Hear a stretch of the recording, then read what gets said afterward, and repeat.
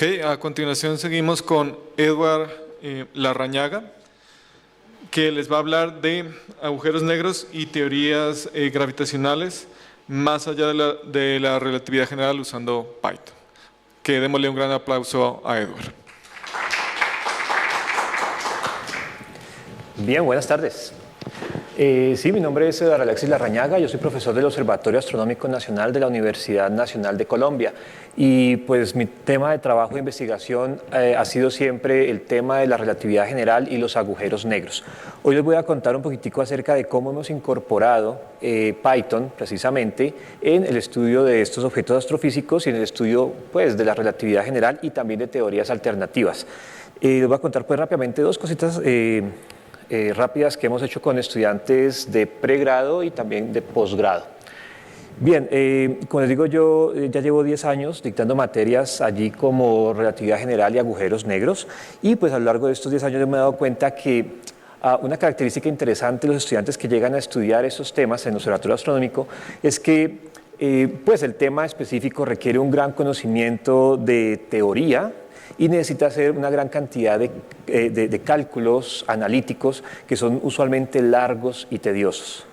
Y usualmente la relatividad desde el punto de vista numérico requiere de gran experiencia en programas de alto nivel. Y lo interesante es que los estudiantes que llegan ahí a estudiar estos temas usualmente pues tienen un buen background en la parte teórica, pero muy poco conocimiento de programación. Y lo más interesante es que muchos de ellos no están interesados en aprender la parte numérica. Yo no sé exactamente por qué sucede esto, pero los estudiantes de física que se interesan por la parte de relatividad general parecen estar, digamos, muy interesados en la parte teórica y analítica, pero dejan de lado la parte numérica. Bien, creo que es un gran problema porque en los últimos años se ha mostrado que la relatividad general ha tenido grandes avances desde el punto de vista numérico y de simulación. Y cuando los estudiantes pues, no están acostumbrados a esto y quieren hacer todo analíticamente, pues se encuentran, digamos, ahí con un problema o una brecha grande. Ahí me incluyo yo también. Hace algunos años yo también creía que lo mejor era hacer toda la parte teórica y analítica y no concentrarme en la parte, digamos, de desarrollos de simulación o numéricos. Entonces voy a contar dos cosas interesantes. Lo primero es el cálculo tensorial digamos, a nivel analítico, esos cálculos simbólicos que uno podría hacer en la relatividad general. Así rápidamente, en ese tema de la relatividad general uno siempre tiene un objeto base que es el tensor métrico. Esto se puede imaginar uno como una matriz de tamaño 4×4 o en teorías generales digamos de n por n componentes. Lo primero que uno tiene que hacer usualmente es invertir esa matriz y ustedes digamos desde el punto de vista numérico saben que invertir una matriz pues ya requiere algo de trabajo numérico. Ahora, a partir de este tensor métrico, lo que hace uno usualmente es calcular unos objetos geométricos de la teoría de la relatividad, como lo son las conexiones, que si ustedes notan aquí son derivadas de ese objeto llamado tensor métrico, y si uno se pone a contar cuántos componentes tiene este objeto, pues se da uno cuenta que tiene pues, un montón de componentes, en n dimensiones, n cuadrado por n más 1 medios componentes independientes, debido a sus propiedades de simetría. En relatividad general, donde uno trabaja en 4 dimensiones, esto en realidad tiene solamente 4 al cuadrado por 4 más 1 dividido 2, o sea apenas 40 componentes independientes, pero son bastantes. Luego de eso, uno calcula el tensor de Riemann, que es el que trae toda la información de la curvatura del espacio-tiempo que uno está trabajando. Ese tensor tiene un montón de componentes independientes. Por ejemplo, la relatividad general en 4 dimensiones tiene 20 componentes independientes y ustedes notan se construye con las derivadas de las conexiones, es decir, las segundas derivadas de la métrica. Y esto pues a nivel analítico es larguísimo de hacer el cálculo. 20 componentes en relatividad general, un montón en teorías que vayan más allá de la relatividad general. Luego de esto uno calcula otros objetos como por ejemplo el tensor de Ricci y con ello construye las ecuaciones de campo de Einstein y eventualmente uno empieza a hacer digamos la parte teórica de analizar lo que pasa con ese espacio-tiempo. Entonces, ¿cómo hacen esos cálculos? Como les digo, uno los puede hacer analíticamente, pero es bastante tedioso. Hay programas de computador que le permiten hacer esos cálculos de forma simbólica, como por ejemplo Matemática o como por ejemplo Maple. Creo que son programas por todos conocidos que permiten hacer cálculos simbólicos, pero el problema, como siempre, son las licencias. Resulta que en Python ha venido desarrollándose una comunidad que ha querido empezar a hacer esfuerzos en cálculo simbólico también en la relatividad general. Y este año precisamente surge o aparece, digamos, en Internet un paquete hecho exclusivamente en Python llamado Einstein Pi, creado por MIT, y que permite hacer cálculos simbólicos. Este fue, digamos, es el primer paquete que quiero mostrarles hoy, que nos ha permitido en clases, por ejemplo, hacer los cálculos simbólicos a nivel de la relatividad general y pues nos ayuda a economizar tiempo haciendo estos tensores. No es como para comparar, pues traigo Einstein Pi y por ejemplo Maple para hacer estos cálculos y les voy a contar algunas cositas interesantes en estos dos programas. Esta es una pantalla de Einstein Pi y si ustedes notan, pues digamos que es relativamente corto cómo introduce uno la información inicial que es la métrica. Ahí está una métrica típica de lo que uno trabaja en relatividad general, en agujeros negros específicamente, y como ustedes ven es una matriz 4×4. Y calcular cosas como las conexiones, que ahí se llaman símbolos de Christoffel, pues es bastante rápido. Miren ustedes ahí el tiempo que demora es muy corto, pues mucho menos que segundos, son milisegundos. Y para calcular cosas como el tensor de Riemann, que representa la curvatura, pues se demora un poquito más, pero no exageradamente. Haciendo una comparación de los tiempos, por ejemplo, entre Maple, la versión 2019, y Einstein Pi, pues se nota que en efecto Maple está, digamos, más desarrollado para los cálculos simbólicos, pero Einstein Pi no tiene nada que envidiarle y pues es una opción libre que nos permite, digamos, utilizarla fácilmente. Esto es para calcular precisamente conexiones, tensor de Riemann, tensor de Ricci, para una métrica que se llama la métrica de Schwarzschild, que representa un agujero negro estático. Acá lo tenemos hecho, bueno, con una cierta máquina. Acá con otra máquina, los tiempos, digamos, la comparación de tiempos no es muy diferente de una máquina a la otra, pero pues el valor absoluto sí es diferente. Y para una métrica un poco más complicada, que es un agujero negro rotante, esos son los resultados para la métrica de Kerr. Bueno, este y este.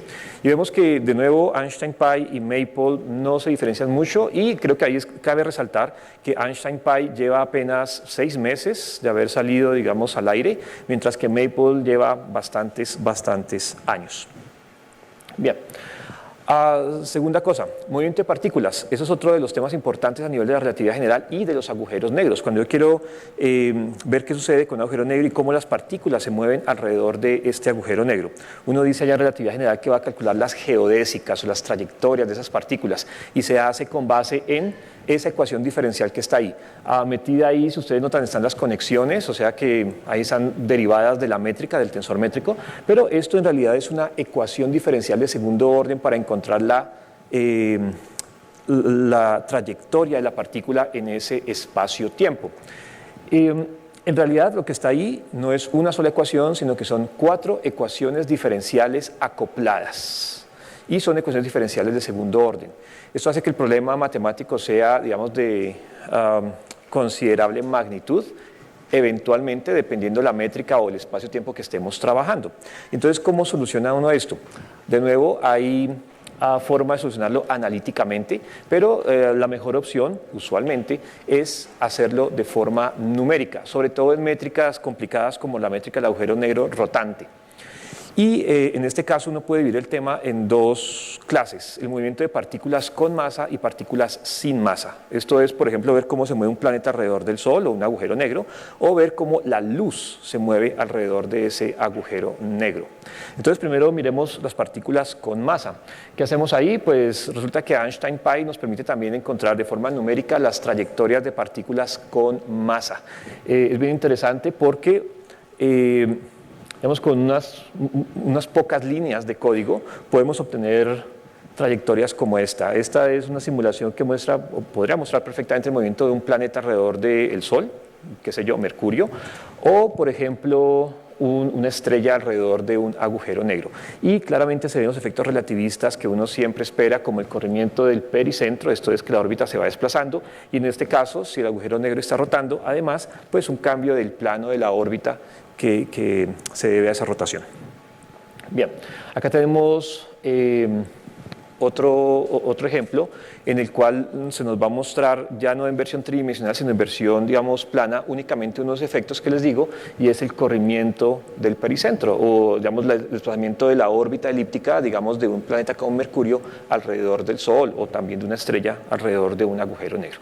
Y como ustedes notan aquí, pues con unas pocas líneas de código podemos hacer esto rápidamente. Entonces Einstein Pi nos permite de forma rápida, en un curso como el de relatividad general de agujeros negros, pues mostrar los efectos interesantes que uno espera. Bien, el otro tema pues es el de las partículas sin masa, los rayos de luz que se moverían, por ejemplo, alrededor de un agujero negro. Ahí sí hay un problema, y es que Einstein Pi, desafortunadamente, o por ahora, no tiene forma de calcular geodésicas nulas para rayos de luz. Entonces, ¿cómo trabajarlo? Resulta que, pues, desde ese punto de vista, nosotros ya hace algunos años hemos venido trabajando con estudiantes del Observatorio Astronómico Nacional que toman nuestras materias para realizar un código que nos permite dibujar estos rayos de luz. Y esto es porque desde el punto de vista de los agujeros negros es bien interesante visualizar un agujero negro. Seguramente ustedes han visto imágenes como estas, ¿cierto? El agujero negro de la película Interestelar, que cuando uno lo ve, pues siempre le preguntan que eso, ¿por qué luce así? ¿Por qué el agujero negro es tan luminoso?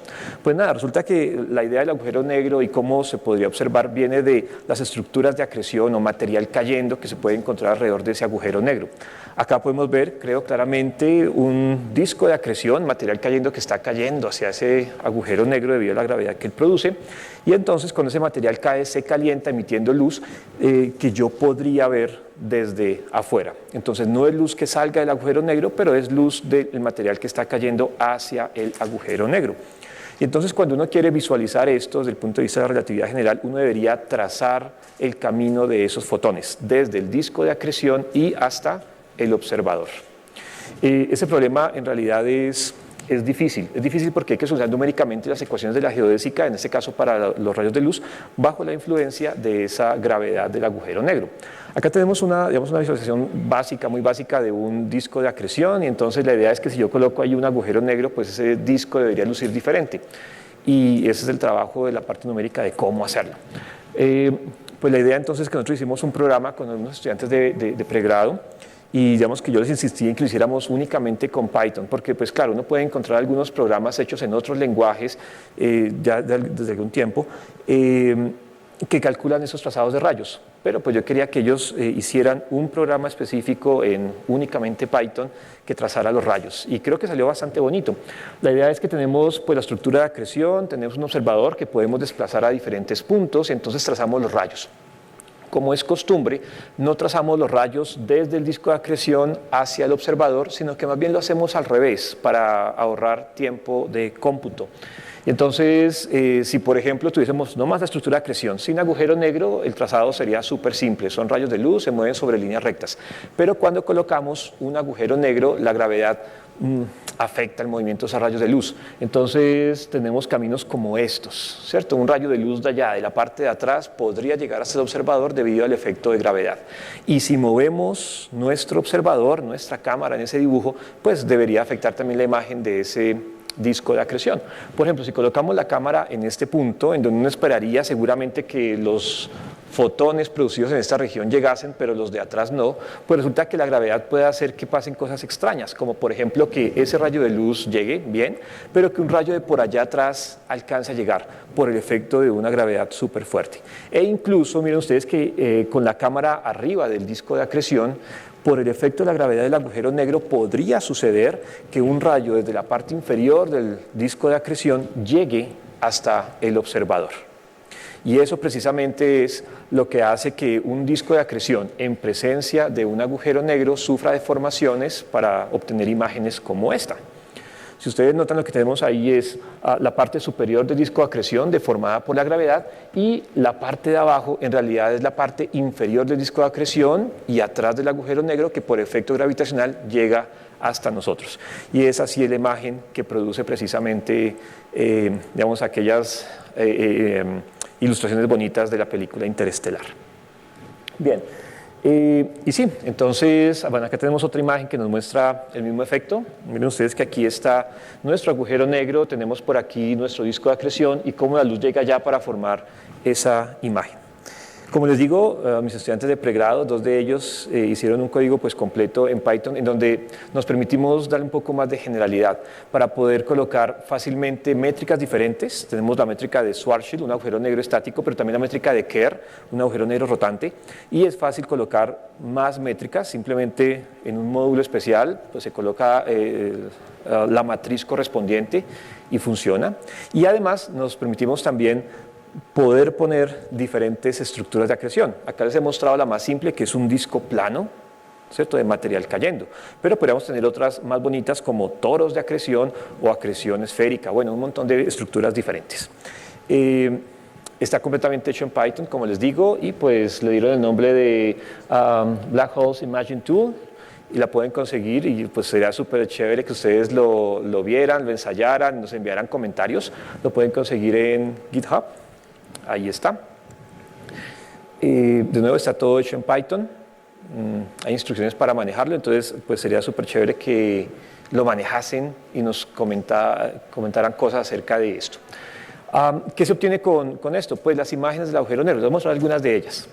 Por ejemplo, acá tenemos una primera imagen, es una imagen de 256 píxeles por 156 píxeles, donde tenemos un agujero negro de Kerr, es un agujero negro rotante, y una estructura de acreción que es un disco plano, modelado por un modelo que se llama el de Novikov y Thorne, que tiene buenas características especiales.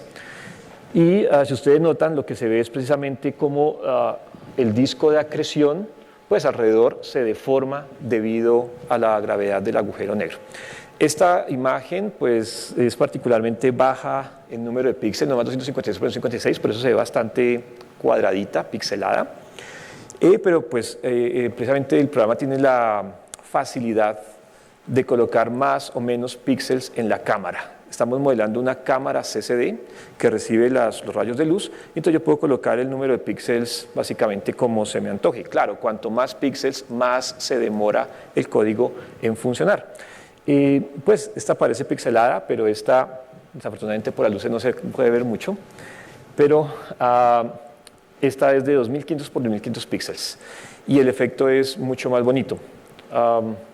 Bueno, seguramente cuando tengan acceso a las diapositivas van a poder ver esto y se va a ver mucho mejor en la pantalla del computador. Si ustedes notan, aquí hay algo interesante, y es que a diferencia de las imágenes de Interestelar, hay una diferencia en la luminosidad a un lado y al otro lado en el disco de acreción.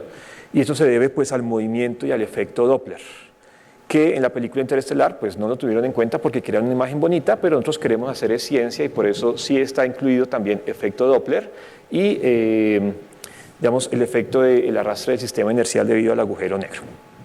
Bien, algunas características del código que les estoy presentando, pues como les digo, resuelve las ecuaciones de movimiento de fotones en espacios curvos, las ecuaciones de las geodésicas, las resuelve numéricamente desde la cámara o el observador hasta la estructura de acreción. La métrica que tenemos implementada hasta ahora son Schwarzschild y Kerr, pero hay facilidad de colocar diferentes métricas, no solamente de relatividad general, sino de teorías alternativas. La estructura de acreción también se puede modificar fácilmente. Tenemos por ejemplo implementado el disco delgado de Novikov y Thorne, tenemos una dona polaca, se llama así, es una estructura tipo toro, pero se pueden adicionar más. Y por ahora nuestro código funciona de tal manera que traza el camino de cada fotón en promedio a una razón de 3 fotones por segundo. Creo que es rápido, pero necesita mejorarse en realidad el código y por eso dentro de lo que pensamos a futuro es pues, incluir más métricas de la relatividad general y de otras teorías alternativas, otras estructuras de acreción y mejorar el proceso de integración porque en realidad nos dimos cuenta que ya lo podemos mejorar. Bueno, hacer algunas cosas interesantes que luego seguramente les contaré a quien les ha interesado, pero pensamos llevar esto a que trace más rápidamente o que realice más rápidamente la integración de estos caminos. Bien, y finalmente les quiero mostrar algunos resultados de una tesis que se dirigió hace algunos años en donde precisamente se utilizó esto de la dona polaca, un toro de acreción, para modelar un agujero negro en el centro de la galaxia. Y entonces las imágenes con nuestro código resultaron de este estilo. Miren ustedes que pues, son diferentes, ¿no? Esas son diferentes porque la estructura de acreción no es aquel disco plano que siempre colocan, sino que es una estructura toroidal que va muy de la mano de modelos, por ejemplo, como los AGNs que comentaba hace un momento el compañero. Bien. Y finalmente, nomás para resaltar que nuestro código, a diferencia de otros códigos que solamente se interesan de visualizar una imagen bonita como la de Interestelar, pues nos permite encontrar o hacer ciencia, como por ejemplo ver espectros, distinguir cada una de las contribuciones en ese espectro, contribuciones como contribuciones, pues, efecto Doppler, pero también tenemos el espectro continuo de la estructura de acreción y efectos, digamos, que van pegaditos como el Bremsstrahlung o aceleración de partículas. Por eso nuestras imágenes, digamos, contienen toda la información pertinente para hacer ciencia. Bien, y con eso entonces me despido y los invito a que nos visiten en la página, en las redes sociales del Observatorio Astronómico Nacional, en donde pues discutimos estos y más temas de astronomía. Bien.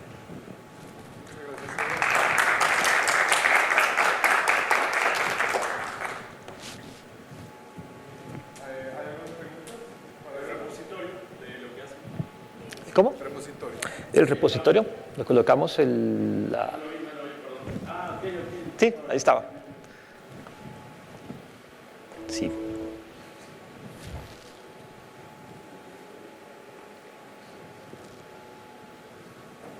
¿Alguna otra pregunta?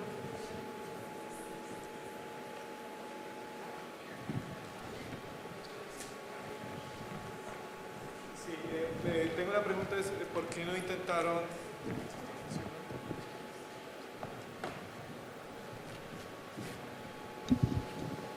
¿Aló? ¿Por qué no intentaron incluir este código para resolver las ecuaciones sin masa directamente en Einstein Pi?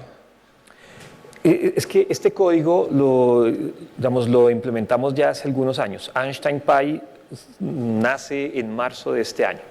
Entonces, claro, por eso no lo pudimos hacer desde ahí, pero sí estamos pensando en, como el código de Einstein Pi es abierto, entonces de repente trabajarle ahí, porque ya al tener la facilidad de que él manipula, digamos, directamente algunas cosas, entonces, pues, digamos, pegarnos ahí y mejorarlo. Pero, digamos, básicamente la razón es por eso, porque nosotros hicimos esto antes de Einstein Pi. Vale, muchas gracias. ¿Otra pregunta? Disculpa, ¿Sí? las estructuras que usaban siempre eran como circulares, donut, toroide, Sí. entonces, ¿por qué no otro tipo de geometría? Lo que pasa es que lo que actúa ahí es gravedad, ¿cierto? Y entonces en la gravedad las trayectorias que siguen partículas con masa, porque ahí es masa la que está cayendo, tiene la forma de o circunferencias, ¿sí? O elipses, ¿sí? O eventualmente parábolas o hipérbolas. Lo que pasa es que si quiero que caiga, lo más fácil es modelar circunferencias que van cambiando de radio. Esto es en realidad como una espiral. Sí, entonces, en primera aproximación son círculos que van cayendo. Y pues claro, digamos que lo que uno tiene pueden ser cosas planas, o sea, un disco plano, un toro, en donde el material se va desprendiendo desde el borde interno del toro y va cayendo también, o cosas como con simetría esférica. ¿Sí? Pero digamos cosas más allá de estas simetrías, no, porque la gravedad, digamos que no trabaja así. Cosas como, qué sé yo, cubos o cuadrados, cosas de ese estilo, no funciona así la gravedad, desafortunadamente.